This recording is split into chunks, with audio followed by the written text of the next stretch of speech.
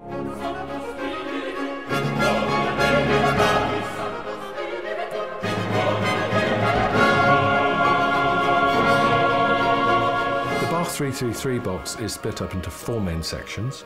The first section is the sacred cantatas. The second section is all the other sacred works, including the chorales and the passions and the oratorios. The third section is the keyboard music, including the organ music, so all the music written for various kinds of keyboards. And then the fourth section is the instrumental and orchestral music. And we finish with a supplement, which I'm very proud of, which is a way of looking at Bach since Bach's time, and also the way that Bach interacted and responded to other music of his time. So one section's called Bach Interactive, which is, I suppose, a modern take on Bach's arrangement and the way he worked with music of contemporaries and older music that influenced him.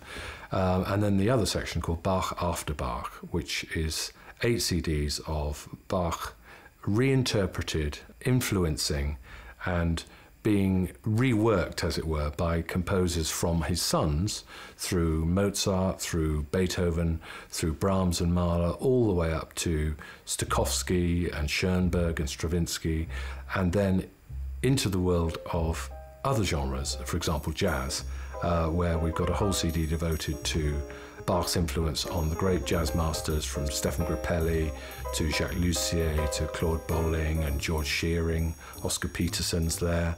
Some wonderful names, and they nearly all had a go at reinterpreting or playing with the music of Bach, because for many reasons Bach's music is particularly suitable for jazz musicians. And then to round off the edition, the very last CD we've called New Colours of Bach, which is kind of looking at some of the, shall we call, post-minimalist or neoclassical, or slightly awkward term, of composers working today in the tonal sphere, but who are writing music which is very approachable, but might take Bach as a stepping off point, sometimes reworking it, sometimes remixing it with electronic instruments, sometimes just arranging it for a rather unusual instrumental combination, which might be on an instrument that Bach wouldn't have known.